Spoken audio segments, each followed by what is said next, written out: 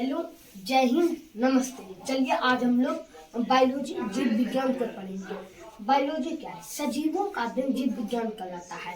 सजीव मतलब जो सांस लेते हैं और जो मानव की प्रक्रिया करते हैं उसे सजीव कहते हैं। सजीवों का अध्ययन जीव विज्ञान कहलाता है। जीव विज्ञान के जनक अरस्तु है। जीव विज्ञान के जनक अरस्तु। जीव विज्ञान को दो शाखाओं में बांटते हैं, पहला जियोलॉजी, दूसरा बोटोनी। जियोलॉजी मतलब जंतुओं का अध्ययन जियोलॉजी कहलाता है। जंतुओं का अध्ययन जियोलॉजी, उसमें हम लोग मानव और जंतु दोनों बारे में पढ़ेंगे। तो जियोलॉजी के जनक अरस्तु हैं। और बोटोनी, पादपों का अध्ययन बोटोनी कहलाता है। बोटोनी में पढ़ेंगे पादप के हार्मोन और पादप में कौन कौन से रोग होते हैं, जैसे मानव में भी रोग होते हैं उससे पादप के रोग पढ़ेंगे। हम लोग जीन के बारे में पढ़ेंगे, जीन क्या है, तो वही बोटोनी, पादपों का अध्ययन बोटोनी कहलाता है। बोटोनी के जनक थियोफ्रेस्टस। तो बायोलॉजी को दो भागों में बांटते हैं, पहला जियोलॉजी, दूसरा बोटनी। तो जियोलॉजी को हम लोग स्टार्ट करते हैं। जियोलॉजी में हम लोग जंतु और मानव का अध्ययन करते हैं। तो जंतु तो हम लोग स्टार्ट सेल कोशिका से करते हैं। कोशिका क्या है? देखिए, तो जो ईंट से दीवार बनता है और दीवार से घर बनता है, वैसे ही कोशिका से अंग बनते हैं। कोशिका से उत्तक बनते हैं। उत्तक मतलब कोशिका समूह होता है। कोशिका से उत्तक बनते हैं, उत्तक से अंग बनता है और अंग से शरीर बनते हैं। अंग से शरीर बनते हैं। तो कोशिका समझ गए, जैसे ईंट से दीवार, दीवार से घर, और से कोशिका से अंग, अंग से शरीर। तो सेल कोशिका का नाम साइटो है। सेल कोशिका का नाम साइटो है, इसलिए इस सेल का जब हम लोग अध्ययन करते हैं तो इसको साइटोलॉजी कहते हैं। सेल का विज्ञान में नाम साइटो है। साइटो इसलिए साइटो का अध्ययन साइटोलॉजी, जो कोशिका का अध्ययन होता है, कोशिका का अध्ययन साइटोलॉजी। कोशिका की खोज रॉबर्ट हुक ने किया, किंतु इन्होंने मृत कोशिका की खोज 1665 में किए थे। तो कोशिका की खोज 1665 में रॉबर्ट हुक ने किया था, किंतु इन्होंने मृत कोशिका खोज के, इन्होंने जो कोशिका को देखा था पहली बार, उन्होंने कॉर्क को देखा था। कॉर्क एक पेड़ की तरह एक छाल होता है जिसमें उन्होंने पहली बार कोशिका देखा था, लेकिन वो मृत कोशिका को देखी थी। कब देखी थी? 1665 में। और जीवित कोशिका की खोज एंटोनी बोन, पूरा नाम है एंटोनी वॉन ल्यूवेनहॉक, लेकिन यहाँ खाली एंटीवॉन है। तो जीवित कोशिका की खोज एंटोनी वॉन ल्यूवेनहॉक ने किया था 1674 में। एंटोनी वॉन ल्यूवेनहॉक ने 1674 में किया था।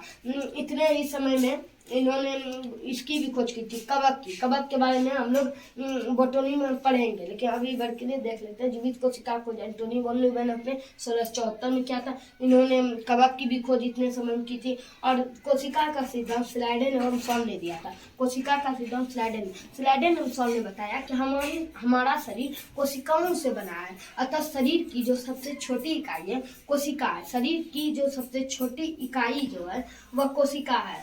तो स्लाइडेन ने बताया हमारा शरीर कोशिकाओं से बना है, अतः शरीर की सबसे छोटी इकाई कोशिका है। सबसे छोटी कोशिका माइक्रोप्लाज्मा, जंतु में सबसे छोटी कोशिका माइक्रोप्लाज्मा 0.3 mm और जंतु में सबसे बड़ी शुतुरमुर्ग कांडा 170 mm है, लेकिन हम इसे नंगी आंख से नहीं देख सकते, इसके लिए भी माइक्रोस्कोप का ही प्रयोग करते हैं। तो देखिए कि नाम साइटो है, अध्ययन साइटोलॉजी, खोज रॉबर्ट हुक, मृत कोशिका 1665, जीवित कोशिका एंटोनी वॉन ल्यूवेनहॉक 1674, सिद्धांत स्लाइडेन एवं सॉन, सबसे छोटी कोशिका माइक्रोप्लाज्मा, जंतु में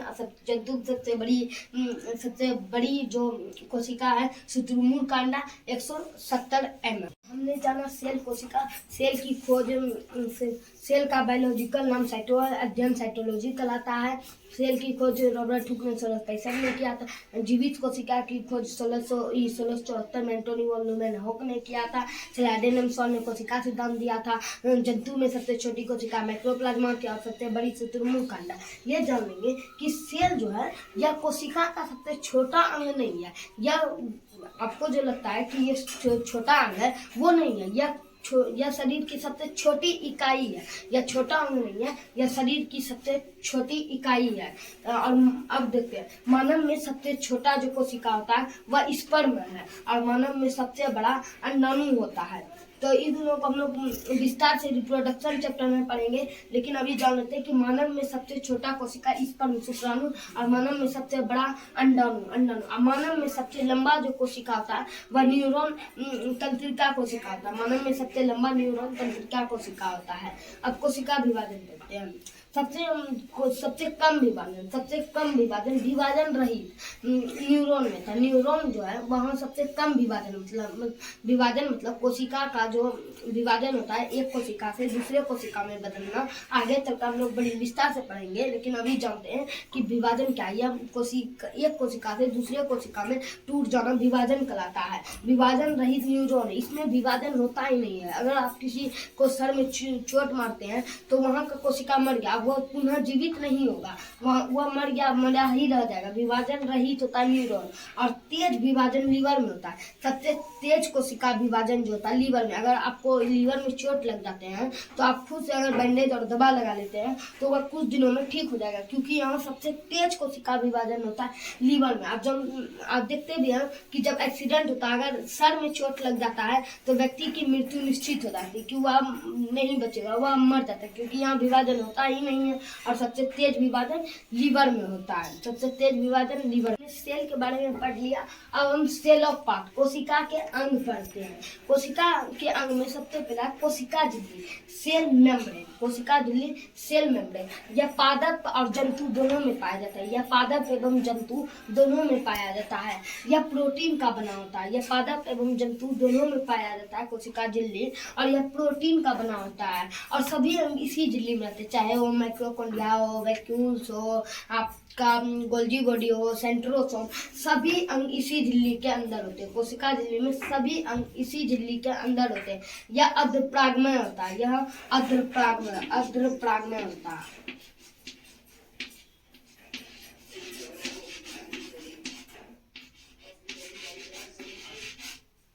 या अर्धपरागमय होता है। अर्धपरागमय मतलब या कुछ ही वस्तु को अंदर भी जाने देता है, तो कोशिका झिल्ली अर्धपरागमय होता है। कोशिका झिल्ली अर्धपरागमय होता है। यह पादप जंतु दोनों में पाया जाता है। यह प्रोटीन का बना होता है। सभी अंग इसी झिल्ली में रहते हैं, और यह सभी अंग को ही जाने देता है, और कोई पदार्थ को यह नहीं जाने देता है, क्योंकि यह अर्धपरागमय होता है। कोशिका भित्ति सेल वाल ओनली यह पादप में पाया जाता है। यह जंतु में नहीं पाया जाता, यह पादप में पाया जाता है। और यह पेड़ पौधों को सुरक्षा प्रदान करता है। पौधों की सुरक्षा होती है। कोशिका भित्ति देखिए, सबसे पहले ये चौकोर होता है, और यहाँ पर होता है ये आपका हो गया क्या होता है कोशिका झिल्ली, और इसके चारों और यह हो गया कोशिका झिल्ली। ये जो है यह कोशिका झिल्ली, और ये है कोशिका भित्ति।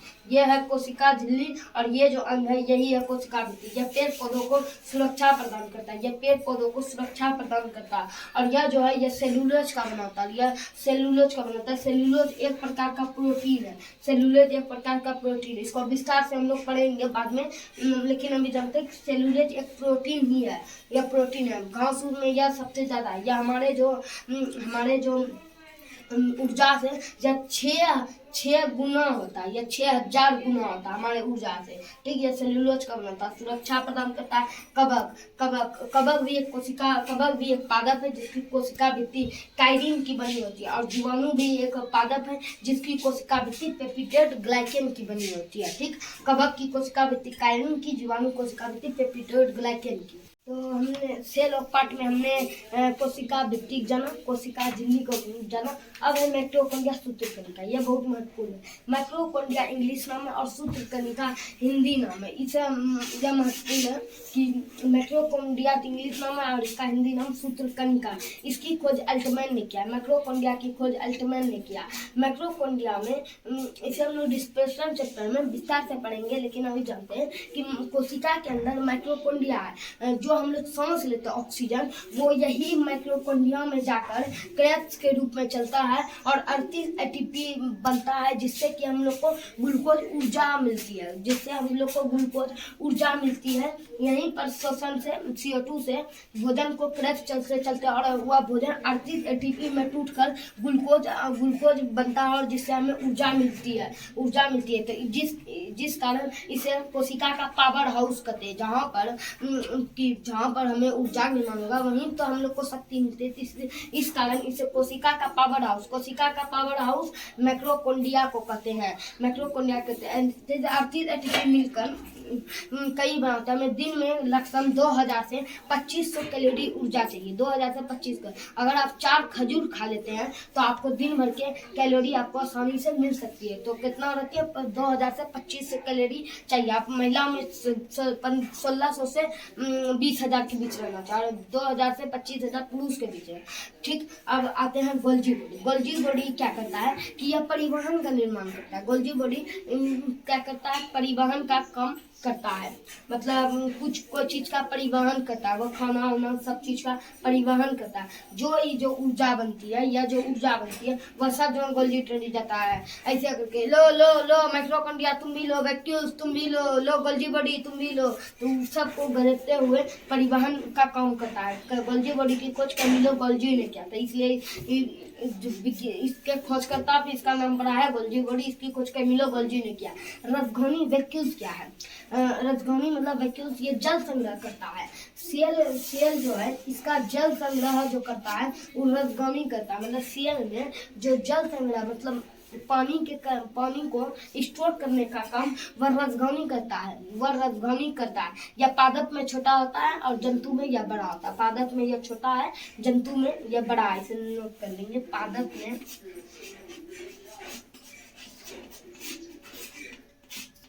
में बड़ा और जंतु में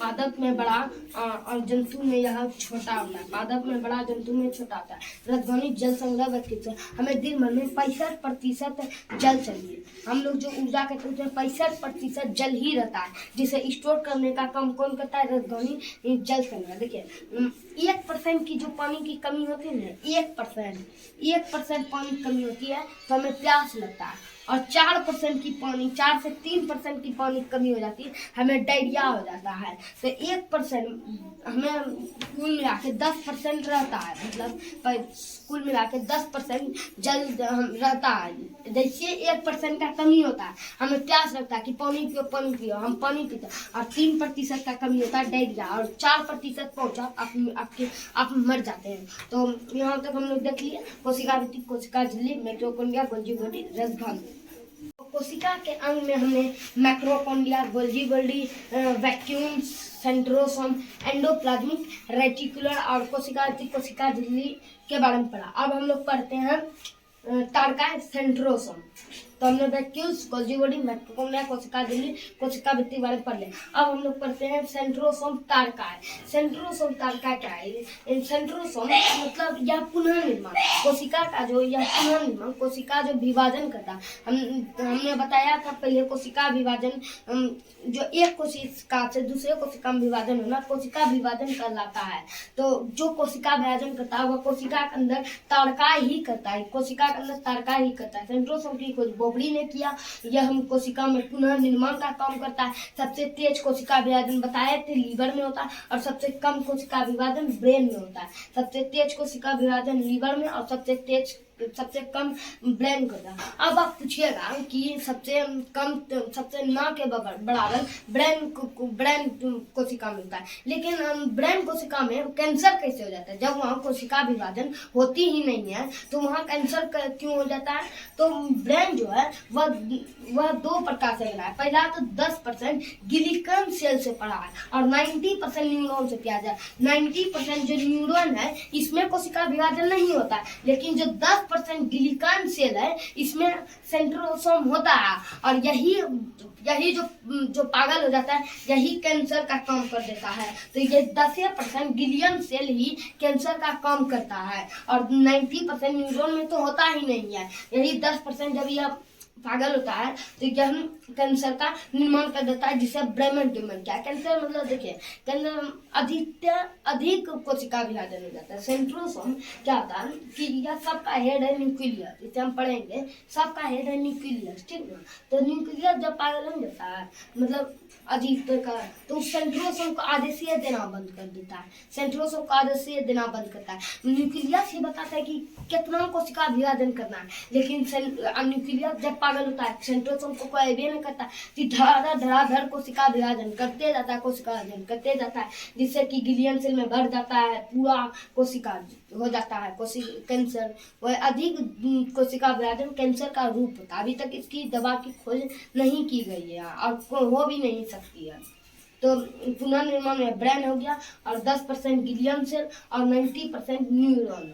ठीक, अब पढ़ते हैं एंडोप्लाज्मिक रेटिकुलर क्या है। एंडोप्लाज्मिक रेटिकुलर या आंतरिक कंकाल है। एंडोप्लाज्मिक रेटिकुलर यह क्या है कि यह कोशिका को आंतरिक कंकाल है, यह कोशिका से अंदर से आंतरिक सहायता देता है, यह कोशिका को पचकने नहीं देता। एंडोप्लाज्मिक रेटिकुलर ऐसे करके होता है, यह कोशिका को पचकने नहीं देता, कोशिका को खड़ा रहने देता। तो यह आंतरिक कंकाल का काम करता है और आंतरिक सहायता यह पचकने नहीं देता है। एंडोप्लाज्मिक रेटिकुलर दो प्रकार का होता है। पहला स्मूथ यार वसा निर्माण करता है और रफ यार प्रोटीन का। स्मूथ यार वसा निर्माण करता है और रफ यार प्रोटीन का। स्मूथ यार क्या है? स्मूथ यार में वसा निर्माण होता है। आप तैलिया चीज देखिए उसमें वसा है, जैसे आप चर्बी देखें ना, चर्बी उसको छुइए आप, वो आपको एकदम स्मूथ लगेगा, तो वही है तैलिया है। देखिए ये है राइबोसोम, ये दो प्रकार में बटा। पहला तो ये है स्मूथ यार, यही जो अभी बताई है वसा निर्माण करता है। देखिए यहाँ पूरा चिकनाहट है ना, और रफ यार प्रोटीन यहाँ देखिए खुरदरा टाइप का है ना, तो रफ यार या प्रोटीन का निर्माण करता है, यहाँ खुरदरा होता है। रफ यार में राइबोसोम भी होता है। पार्ट में हमने कोशिका झिल्ली, कोशिका भित्ति, मैक्रोकोंडिया, vacuoles, Golgi body, centrosome, endoplasmic reticular, ये सब पढ़ा। अब हम लोग पढ़ते हैं राइबोसोम। राइबोसोम हमने बताया था कि एंडोप्लाज्मिक रेटिकुलर दो प्रकार के, स्मूथ यार रफ यार। स्मूथ यार वसा निर्माण करता है, रफ यार प्रोटीन का निर्माण करता है, प्रोटीन का निर्माण करता है। रफ ई आर है, रफ ई आर जो है प्रोटीन का जो निर्माण करता है, उसी के अंदर राइबोसोम होता है। वो राइबोसोम ही प्रोटीन का निर्माण करता है, इसलिए इसे प्रोटीन की फैक्ट्री करते हैं। इसे प्रोटीन की फैक्ट्री, राइबोसोम की खोज शायद ही अनुमान है पोर्टल ने क्या है, शायद राइबोसोम की खोज पोर्टल ने, ज्यादा जरूरी नहीं है, इसे नहीं याद रखेंगे। तो राइबोसोम प्रोटीन निर्माण करता है और इसे प्रोटीन की फैक्ट्री करते हैं, जहाँ प्रोटीन वहाँ प्रोटीन की फैक्ट्री। राइबोसोम देखिए, राइबोसोम दो प्रकार है। पहला तो सेडिमेंशन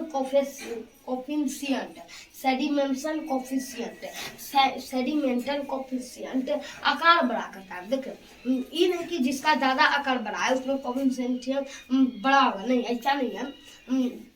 जो मतलब जो विकसित है उसमें कोफिशिएंट ज्यादा रहता है। जैसे 70 वाला छोटा है, या प्रोकैरियोटिक कोशिका में पाया जाता है। कोशिका को हम लोग आगे जाएंगे पढ़ेंगे, इसे दो भाग में बांटते हैं, प्रोकैरियोटिक और यूकैरियोटिक। तो 70S जो होता है, 70S सेडिमेंशन कोफिशिएंट, वो प्रोकैरियोटिक कोशिका में पाया जाता है। और 80S बड़ा होता है, 80S बड़ा होता है, यह यूकैरियोटिक कोशिका में पाया जाता है, यह यूकैरियोटिक कोशिका में पाया जाता है। अब हम लोग पढ़ते हैं केंद्रक, यही है न्यूक्लियस। केंद्रक न्यूक्लियस या महत्वपूर्ण समझेंगे। केंद्रक न्यूक्लियस रॉबर्ट ब्राउन, केंद्रक न्यूक्लियस की खोज रॉबर्ट ब्राउन ने किया। केंद्रक न्यूक्लियस की खोज रॉबर्ट ब्राउन ने। केंद्रक का प्रोटीन 80%, केंद्रक जो है वह 80% प्रोटीन से बना होता है और 10% DNA से और 10% जल से, कुल 100 प्रोटीन से यह 80% बना होता है और DNA से 10% और जल से भी 10%। तो केंद्रक की खोज रॉबर्ट, इसे याद करने की भी है कि जल के अंदर, फ्रूट के अंदर केंद्रक वाला ज्यादा बीच काला, ज्यादा बीच भूरा होता है, तो उससे हो गया केंद्रक, मतलब फल के अंदर। और इसकी खोज रॉबर्ट ब्राउन, तो ब्राउन से भूरा, तो उसे याद रखें एक चीज है, केंद्रक की खोज रॉबर्ट ब्राउन ने किया। इसे ब्रेन ऑफ सॉइल कहते हैं, यही कोशिका को नियंत्रित करता है। जब ये दिमाग होगा, जब ये अविकसित हुआ तो ये पूरा पागल हो जाता है, ये पूरा कोशिका ही खत्म हो जाता है। न्यूक्लियस खत्म हुआ, पूरा खत्म है, उसी से हो जाता है ब्रेन कैंसर, बोन कैंसर, उसी कारण होता है। न्यूक्लियस जब खत्म हो जाए तो इसे ब्रेन ऑफ सेल कहते हैं, न्यूक्लियस को ब्रेन ऑफ सेल कहते हैं। यह पूरा कोशिका को कंट्रोल करता है, यह पूरा कोशिका को कंट्रोल करता है, यह पूरा कोशिका को कंट्रोल करता है।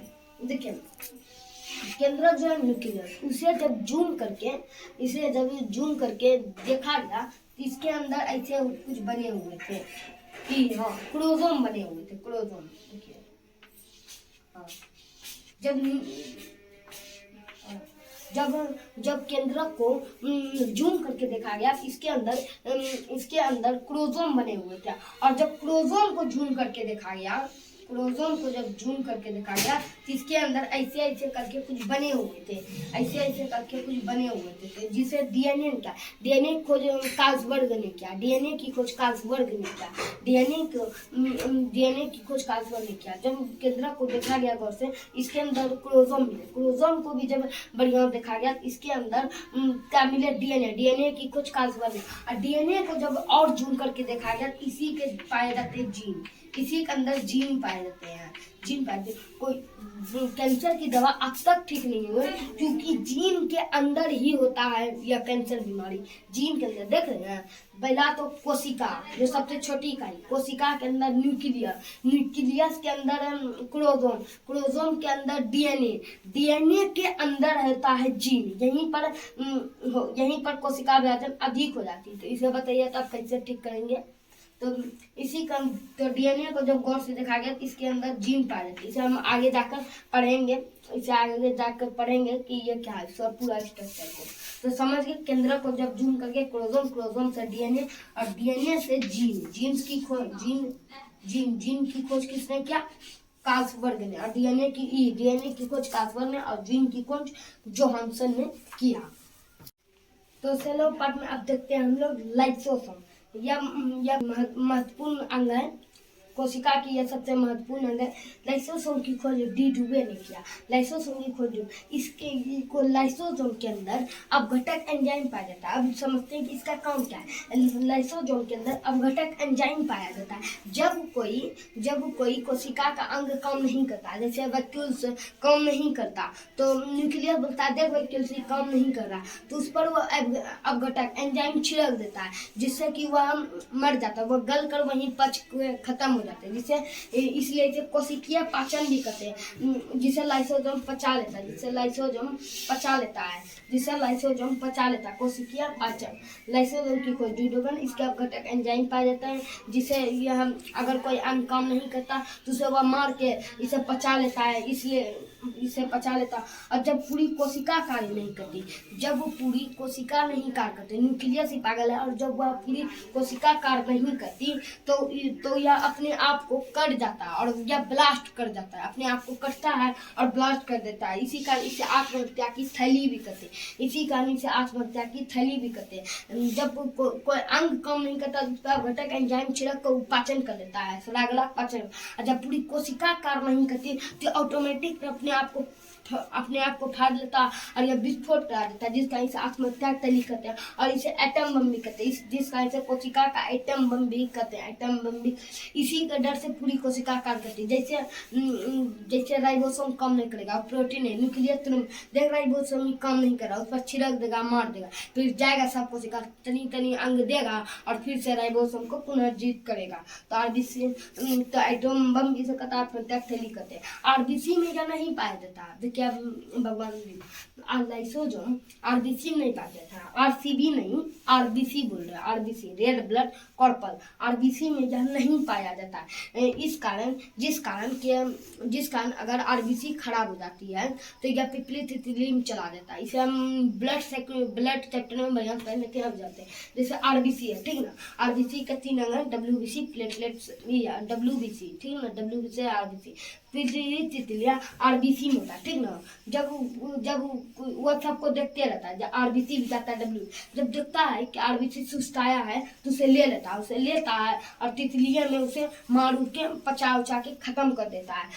तो आरबीसी में लाइसोसोम नहीं होता। पूछेगा यह कहाँ जाता है, तो यह पीलिया तितली में जाता है, और वहीं पर जब सड़कर गलकर पच जाता है। तो लाइसोसोम भी अब देख लिया। अब लास्ट अंग बचा है जीव द्रव्य, लास्ट अंग जीव द्रव्य। तो सेल ऑफ पार्ट में हमने देख लिया। सेल ऑफ पार्ट में सेल ऑफ पार्टनर माइक्रोकॉन्ड्रिया, कोशिका भित्ति, कोशिका झिल्ली, vacuoles, endoplasmic reticular, ribosome, vacuoles, nucleus, centrosome, lysosome देख लिए। अब लास्ट अंग बचा है जीव द्रव्य। जीव द्रव्य यह बहुत महत्वपूर्ण है। जीव द्रव्य की खोज क्रुकिंजे ने किया। जीव द्रव्य की खोज क्रुकिंजे ने। इसे जीवन का आधार हेक्सेन होता है। जीव द्रव्य को जीवन का आधार हेक्सेन होता है। अब देखते हैं जीव द्रव्य क्या है। देखिए, जब हम लोग बैग पहनते और बैग में जब हम लोग बर्तन रख दे तो अगर हम लोग दौड़े तो ढन नहीं करेगा, तब पता चला कि वो पचक के रद्द हो गया। तो ऐसे ही जब हम लोग चलते हैं तो कोशिका हिल डुल करती है, हिल डुल करेगी और वो अपने आप में पचक देगी। सेंट्रोसोम लगे रे इधर का लाया तो उधर गोलजी बड़ी बोलेगा महाराज जी हमको ढकेल रहा था, हम की करें। और उसी में लाइसोसोम बढ़ता तो पूरा नाश हो गया। तो उसी में जीव द्रव्य का क्या काम है, इसे 80% जल भराता है। जीव द्रव्य में 80% जल भराता है। जीव द्रव्य में 80% जल है। कोशिका अगर हिल डुल ना करे तो उसी के लिए हम लोग जीव द्रव्य देते हैं। यह दो प्रकार का होता है, कोशिका द्रव, केंद्रिका द्रव। कोशिका द्रव, केंद्रिका द्रव। कोशिका द्रव कोशिका को सूखने से बचाता है। कोशिका द्रव तो केंद्रिका द्रव कोशिका को सूखने से बचाता है और कोशिका द्रव पचकने से बचाता है। कोशिका द्रव मतलब इधर उधर हिल डुल न जाए। कोशिका द्रव, केंद्रिका द्रव सूखने में बचाता है। तो आज इतना ही रहते हैं। आई होप आप लोग मेरे वीडियो समझे होंगे। आई होप आप मेरी वीडियो समझे होंगे। ठीक है, तो जय हिंद, नमस्ते, चलिए।